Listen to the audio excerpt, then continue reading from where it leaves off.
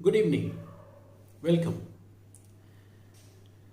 अक्सर हम ये कहते हुए मिल जाएंगे कि जिंदगी में सब कुछ है, जरूरत से ज्यादा है, बस शांति नहीं है, सुकून नहीं है, घुटन सी है। आज हम इसी को डिस्कस करेंगे कि इतना कुछ होने के बाद, इतनी एफ्लुएंस होने के बाद फिर ये घुटन कैसी, फिर अशांति क्यों, कहां गई वो शांति, ये घुटन कहां से आ रही है, इसी को हम आज डिस्कस करेंगे।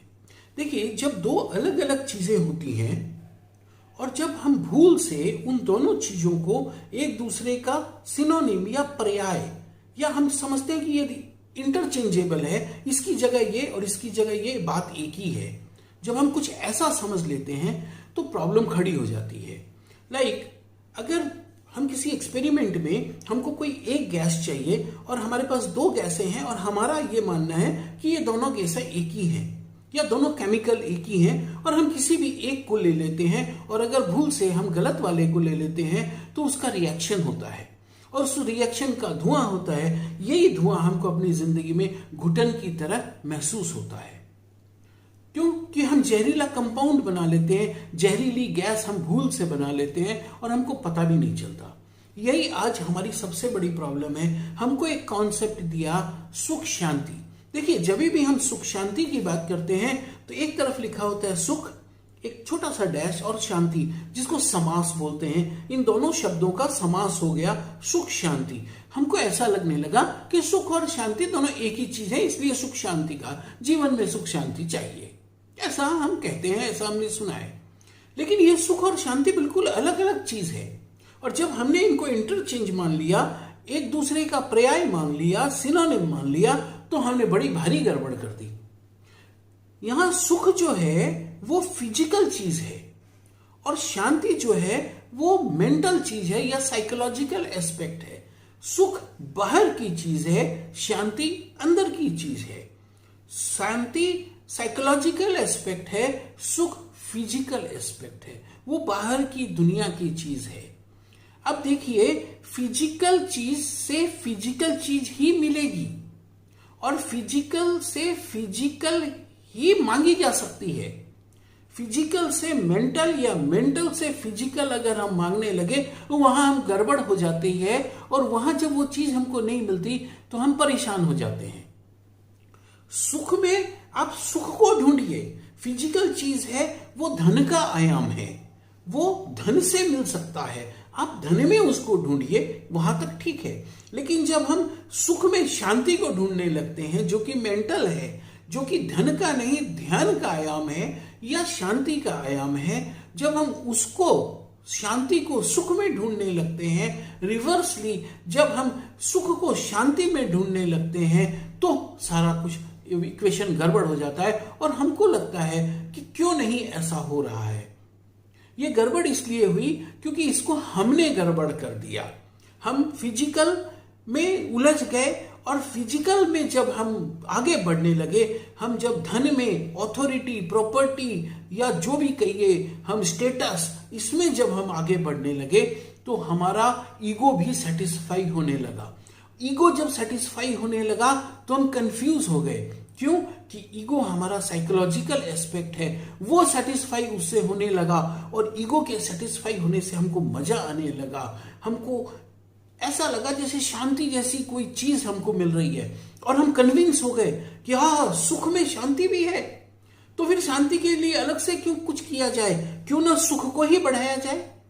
तो हम एक ही लाइन में आगे बढ़ते गए, बढ़ते गए, बढ़ते गए, हम दुनिया में ही आगे दौड़ते गए, और हमको लगा कि इसको बहुत एक्सटेंड कर दो तो सुख के साथ शांति भी मिलेगी। शांति का आभास होता था, वो झूठी शांति है, वो ईगो फुलफिलमेंट की शांति है। इस शांति का रूट पीस से नहीं था, सुकून से नहीं था, इसका रूट ईगो में था।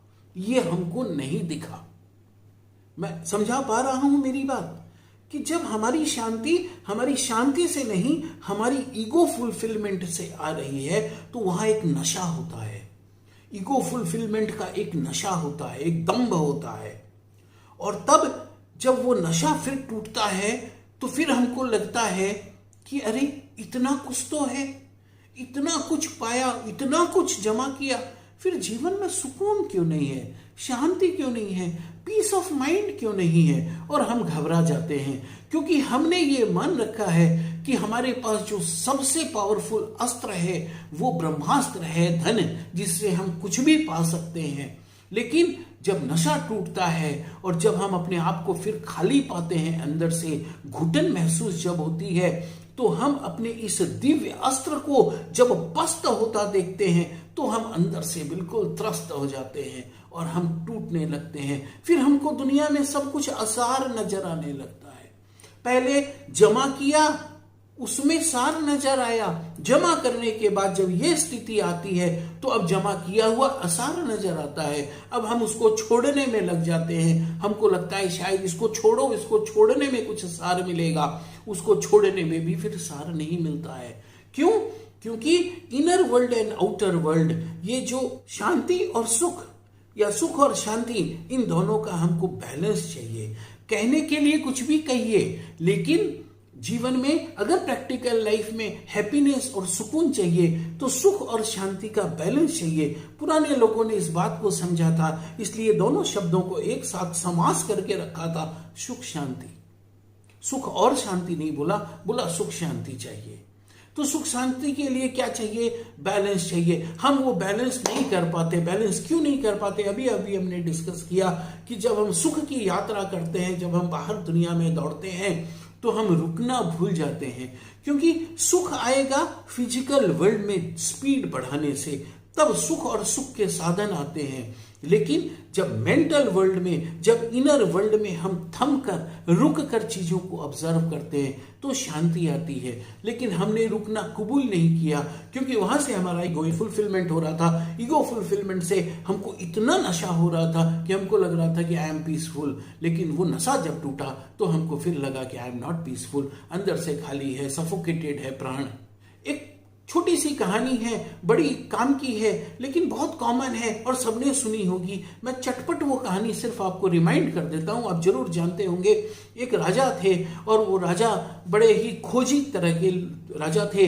उनको शायद ऐसा ही हुआ होगा कि सुख शांति क्या है इसको जाने, या लोभ क्या है इसको जाने, ऐसा सा कोई कॉन्सेप्ट उनको जानना था। बूढ़े मंत्री को बुलाया, बूढ़े मंत्री ने राज्य में एक प्रतियोगिता रखी और ये रखा कि सूर्योदय के समय जो भी व्यक्ति इस ए पॉइंट से दौड़ना शुरू करेगा, पॉइंट ए से जो दौड़ना शुरू करेगा, वो यहां से दौड़ेगा और वो आगे दौड़ के एक सर्कल बनाएगा और शाम को सूर्यास्त के पहले वो पॉइंट सी, ए से बी तक जाएगा, बी से वापस सी तक आएगा। वो सी जो ए के बिल्कुल पास है, उसको हम अलग कहेंगे ए सी, वहां पहुंच जाएगा। तो वो जहां से चला था वहीं पहुंचेगा, लेकिन जैसा चला था वैसा ही पहुंचेगा। मतलब जिस स्टेट ऑफ माइंड में वो चला था, उसी स्टेट ऑफ माइंड में हमको वो इंसान वापस चाहिए, उसी जगह जहां से चला था। तो जितनी जमीन वो कवर कर लेगा, वो जमीन राजा उसको गिफ्ट स्वरूप दे देंगे। हजारों लोगों ने कंपटीशन में भाग लिया, लेकिन कोई सफल नहीं हुआ। हमारी लाइफ के साथ सेम हो रहा है। ये कहानी बिल्कुल हमारी कहानी है। हम इस फिजिकल वर्ल्ड में आगे तो दौड़ते हैं, आगे दौड़ते हैं, दौड़ते जाते हैं। हम ए से दौड़ते दौड़ते देखिए बी तक पहुंच जाते हैं, और हम इस ए से बी तक पहुंचने में हम दो गड़बड़ कर देते हैं। या तो ए से बी तक पहुंचने में हम बेहाल हो जाते हैं, और बी से सी तक वापस आते आते हम बदहाल हो जाते हैं। अल्टीमेटली हमारे हाथ कुछ नहीं लगता, क्योंकि हमारा स्टेट ऑफ माइंड वही नहीं है। We are not again in peaceful state of mind. जहां ए से चले थे, अब सी पे आया, तो ए से चला कोई और था, सी पे जो आया उसका स्टेट ऑफ माइंड तो कुछ और हो गया, क्वालिफाई नहीं करेगा। उसको सुख और शांति दोनों बराबर बैलेंस नहीं मिली। अब दूसरी भूल हम करते हैं कि जब हम ए से बी तक की यात्रा करते हैं तो हमारा ईगो इतना एक्सपांड हो जाता है, हमको लगता है वाह, इतनी तालियां, इतना प्रॉपर्टी, इतना जमीन, इतना पैसा, इतना रुतबा, इतना सब कुछ, इतना रिकॉग्निशन, इतनी अथॉरिटी हमारे पास। अब हमको लगता है कि जब ये कुछ मिल ही रहा है तो फिर ए से बी तक जाकर बी से सी तक क्यों जाया जाए। इस समय को अब हम क्या करते हैं, ए से बी तक गए और बी से हम वापस सी तक पहुंचना चाहते हैं। हम इसको एक स्ट्रेट लाइन में बना देते हैं। हमको इसको कर्व करके, सर्कल करके कंप्लीट करना चाहिए था, हम इसको एक स्ट्रेट लाइन में बना देते हैं, क्योंकि हमको ये लगता है सुख और शांति तो एक ही है, तो सुख से शांति भी मिल जाएगी। क्योंकि ये हमको इस दौरान महसूस भी होता है, तालियां बजती हैं, वाहवाही होती है, हमको लगता है शांति भी मिल जाएगी और नशा इतना गहरा होता है, लेकिन ऐसा होता नहीं है और हम यही में उलझ के रह जाते हैं। फिर जब हम ए से बी, बी से जब उस सी तक पहुंचते हैं तो खाली हाथ, समय पार हो चुका है, सूर्यास्त का समय हो गया। अब हम लौट के ए वाले सी तक नहीं पहुंच सकते, अब ये इंडिपेंडेंट सी में चला गया, सब कुछ गायब।